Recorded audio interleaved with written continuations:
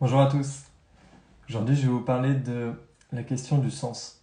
C'est vrai que c'est une question que on se pose souvent et en fait, je me suis dit que j'allais vous faire une recherche là-dessus et pour vous apporter plus de précision sur ma perception du sens et comment donner du sens. Parce que souvent, j'observais en fait qu'il y a des personnes qui veulent faire des accompagnements, des bilans de compétences, des choses comme ça, mais souvent ils me disent bah oui, je voudrais être plus utile.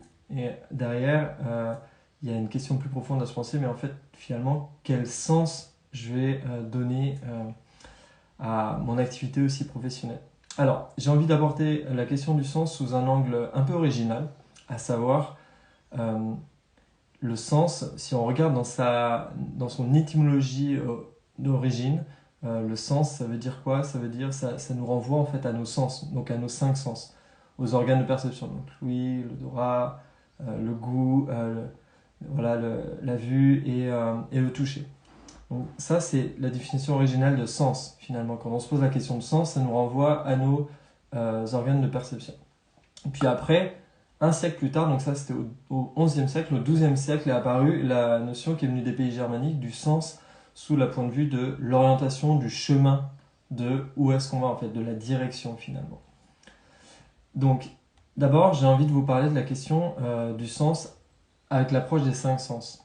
On pourrait même dire qu'il y a un sixième sens avec l'organe, avec l'intuition finalement, qui est un sens extrasensoriel. Donc, pour moi, c'est important en fait. Pourquoi je vais vous parler des cinq sens finalement? Parce que dans le yoga et l'ayurveda, on dit que pour avoir de la clarté au niveau de notre esprit, au niveau de notre réflexion, au niveau de notre mental, pour que le mental finalement soit apaisé, donc ce qui est les prémices pour avoir une bonne réflexion finalement de sens sur notre vie, c'est que les organes des sens soient au repos, soient apaisés. Donc si on n'a pas ça, finalement, eh bien ça va être difficile ensuite de se poser la question du sens. Donc les cinq sens reposés. Parce que en Ayurveda, il est dit que finalement, si un des organes est corrompu, souvent nos organes sont corrompus, et bien c'est ça qui va entraîner les maladies potentielles.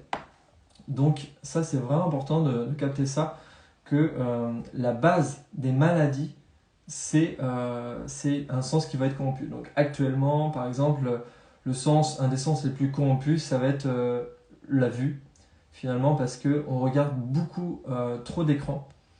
Et tous les jours, on est focalisé sur nos écrans. Moi, le premier. Et donc, du coup, ça va donner trop d'informations lumineuses aux yeux, ça va créer une agitation du mental. Euh, je pourrais vous donner plein d'exemples, comment on va saturer le sens du goût, par exemple, en mangeant en excès certains produits. Par exemple, manger trop de sucre, ça va saturer le goût. Donc, c'est pour ça qu'ensuite, en cuisine, ça va être intéressant de venir équilibrer le goût avec, par exemple, si tu as mangé trop de sucré, de manger plus d'amertume. C'est ça qui va venir équilibrer ton sens du goût. Et ainsi de suite. En fait, tous les sens peuvent s'équilibrer. Et c'est ça en fait. Pour moi, c'est vraiment la base. Si on se pose la question de sens, de déjà quel rapport j'ai avec mes sens et comment est-ce que je peux les équilibrer. Donc, je vous ai parlé des yeux. Je vous ai pas donné de solution. Par exemple, moi, ce que je fais souvent, c'est que je vais me faire un massage des yeux en appuyant tout doucement sur les yeux, en faisant les mouvements des yeux. Ou donc des mouvements de haut en bas, gauche droite. Voilà, dans le sens des aiguilles d'une montre, dans le sens inverse, voilà, vous massez tout doucement vos yeux, ou ça peut être de mettre un poids sur les yeux. Moi j'ai aussi un petit sachet avec des graines dedans que je mets sur mes yeux, et donc du coup ça fait du poids sur mes yeux, et ça aide le globe oculaire, en fait les nerfs derrière le globe oculaire à se détendre. Ça c'est une autre possibilité. Après vous avez le yoga des yeux qui va être les yeux ouverts, de faire des mouvements comme ça, de haut en bas, gauche, droite, tout ça sur des séries de plusieurs fois.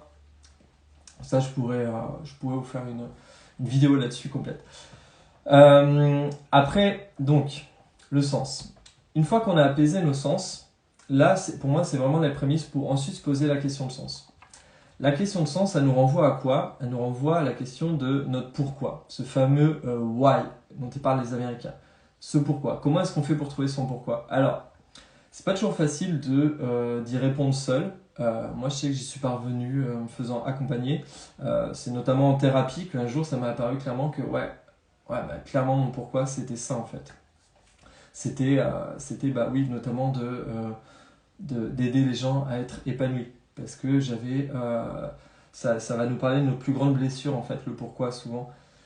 C'est-à-dire qu'enfant, j'avais vu trop de personnes qui n'étaient pas épanouies dans mon entourage. Du coup, moi, c'est quelque chose qui m'a vraiment touché, affecté profondément. Et du coup, c'est devenu mon moteur de vie, l'épanouissement, déjà mon propre épanouissement personnel, mais aussi d'avoir envie de transmettre les clés d'épanouissement que j'ai glanées durant toutes mes années de recherche sur mais comment on peut être épanoui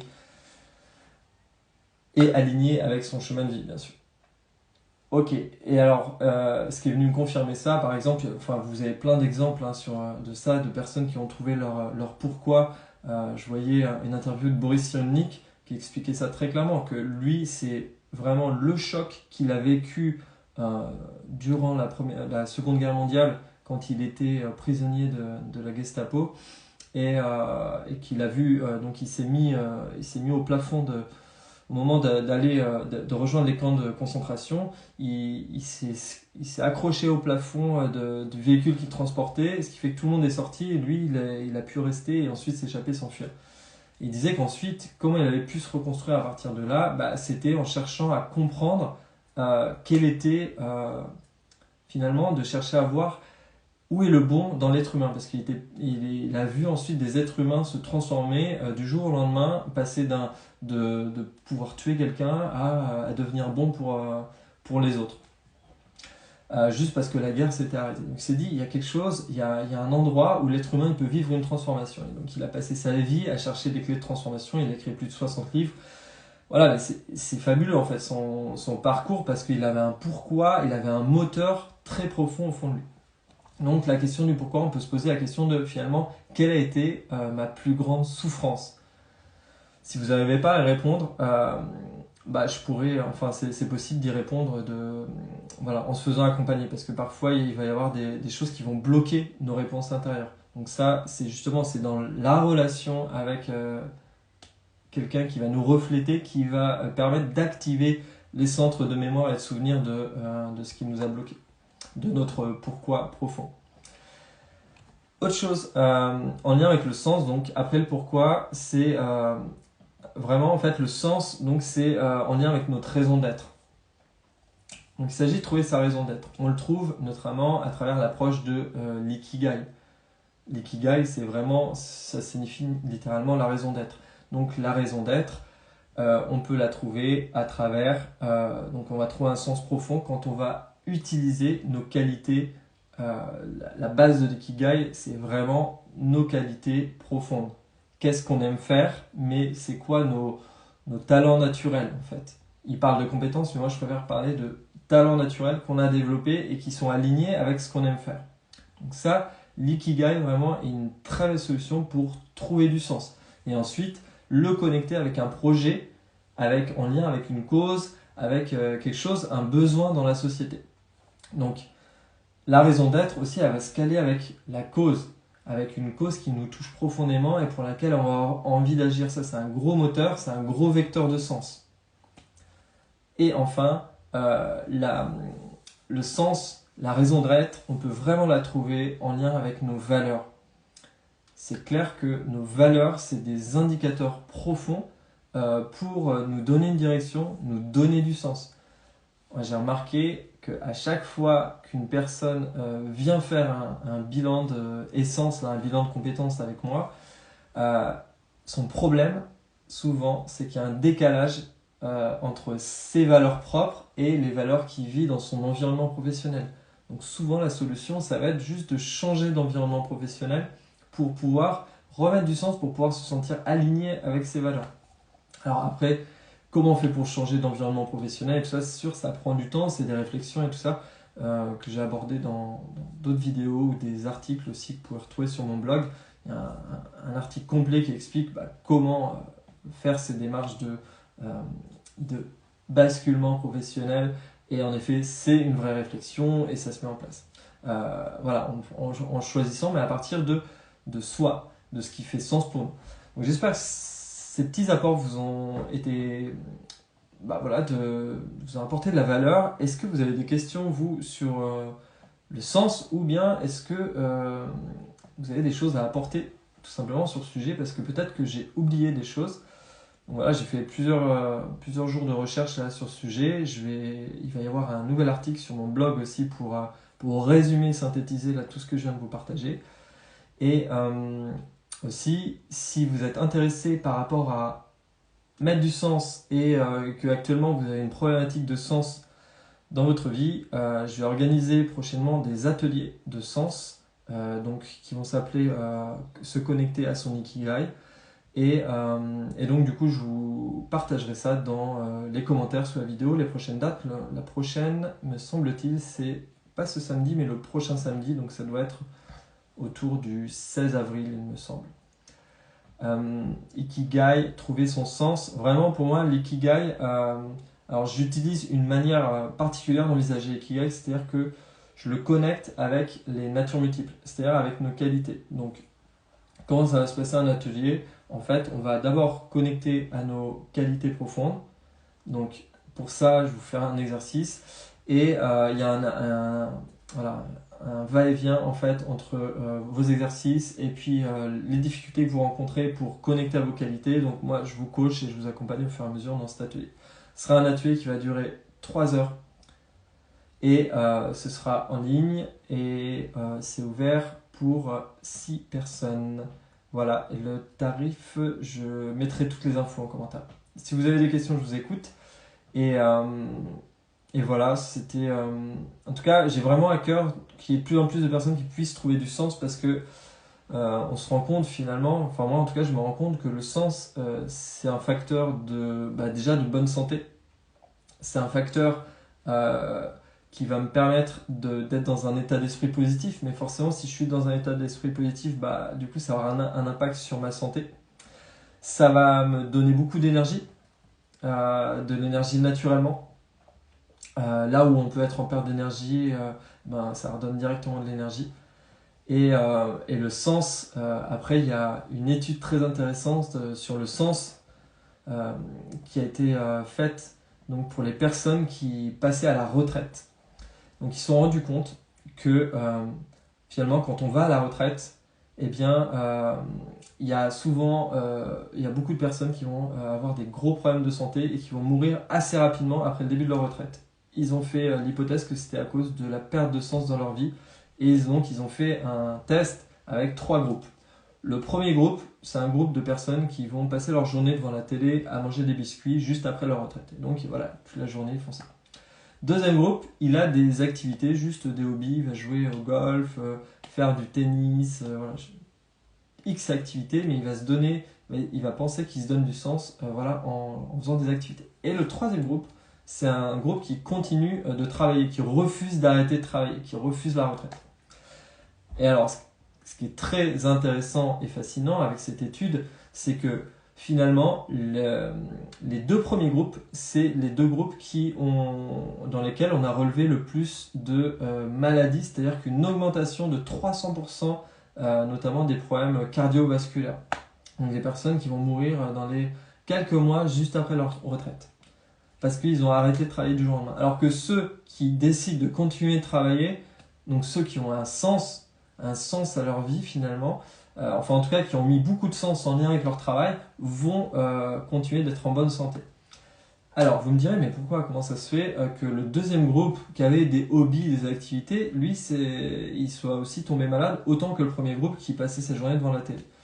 Eh bien en fait, c'est assez simple, c'est-à-dire que juste faire des hobbies, pour notre cerveau, pour notre inconscient, c'est pas un facteur de sens suffisamment puissant pour justement continuer à vivre, pour continuer à donner de l'énergie, c'est-à-dire au niveau du cerveau, ce qui va se passer, c'est que quand on a un sens profond, ça donne des influx d'énergie, donc d'électricité à notre corps, et ça le booste en fait finalement pour agir.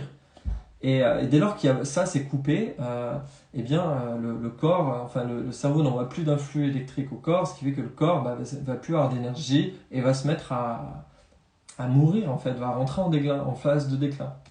Donc le deuxième groupe qui fait que des hobbies, il se dit oui, je fais des hobbies, ça fait sens pour moi, mais en fait c'est pas un sens suffisamment profond. Donc c'est pour ça que le corps, lui, il ment pas. et ben le corps il va s'arrêter de vivre en fait. C'est vraiment, ouais, j'étais vraiment bluffé par cette étude, mais c'est le cas. Donc, on peut donner du sens, à savoir, donner du sens. On peut, bien sûr, c'est important d'avoir des hobbies, mais comment est-ce qu'on va donner du sens? Donc, il y a plein de manières de donner du sens. J'ai envie de dire, une des choses les plus importantes, ça va être les relations sociales. Ça, c'est aussi une autre découverte qui a été faite sur la question du sentiment de réussite de sa vie. C'est la plus longue étude qui a été faite par l'université d'Harvard, qui a duré 75 ans, et qui montre que euh, finalement, ce qui va être le facteur de longévité chez les personnes, c'est pas la réussite professionnelle, c'est pas la réussite matérielle, mais c'est les relations sociales. Et c'est le fait de pouvoir compter sur les autres, de pouvoir compter sur son mari, sa femme, ses enfants, son entourage, ses amis, la communauté. C'est vraiment le fait de pouvoir compter sur. Donc si je peux compter sur, si j'ai un espace de sécurité, voilà, je vais pouvoir vivre aussi plus longtemps. À l'inverse, si je suis seul, j'ai le sentiment d'être seul et d'être dans une solitude, ça va être vraiment un facteur. Et c'est une vraie plaie hein, dans nos sociétés parce qu'on est tous coupés les uns des autres, c'est vachement individualisé, ce qui était à la fois une bonne chose, mais en même temps, voilà, ça aussi, ces aspects néfastes de trop s'individualiser. Du coup, on est coupé aussi du lien, de la relation. Donc, le lien, la relation, c'est un facteur de longévité et qui va mettre du sens à notre vie. Je pense notamment aux personnes âgées qui vont avoir des petits-enfants, qui vont s'occuper de leurs petits-enfants. Après, on peut chacun trouver notre sens, œuvrer pour une cause, etc. Après, je fais pas le lien avec la religion, la foi, bien sûr. Je l'ai pas fait. On pourrait très bien le faire, hein, parce que avant la religion, finalement, nous apportait, était vectrice de sens, donnait une ligne directrice à notre vie. Aujourd'hui, depuis un siècle, la religion a complètement explosé. N'est plus la source d'inspiration pour les gens principale ou la source de, qui va amener une vision dans la vie des gens. Et donc, du coup, on s'est retrouvé sans religion. Et donc, il faut trouver un nouveau sens. En effet, la foi, ça peut être aussi un sens, bien sûr. Ça peut être un sens, ça peut donner du sens à notre vie. Ça fait peut-être pas tout, mais ça peut donner un sens profond à notre vie. On a observé, une dernière étude, que les personnes qui ont la foi, du coup, ils vivent 10 ans de plus que ceux qui n'ont pas la foi. Donc c'est très intéressant. Donc voilà, c'est tout ce que je pouvais vous dire sur la question du sens. J'espère que ça vous a plu. Dites-moi si ça vous a intéressé. Et donc voilà, je vous rappelle, je propose un atelier Ikigai, trouver son sens, le samedi 16 avril. Ce sera le matin et il y aura 6 places. Je mettrai toutes les infos dans les commentaires. Je vous souhaite une bonne soirée. Posez-moi vos questions dans les commentaires et dites-moi s'il y a des choses auxquelles vous avez pensé pour vous qui font sens et auxquelles j'aurais pu oublier. Merci pour votre attention, votre écoute et je vous dis à très bientôt pour d'autres apports sur ces questions de chemin de vie, de trouver sa voie. Ciao.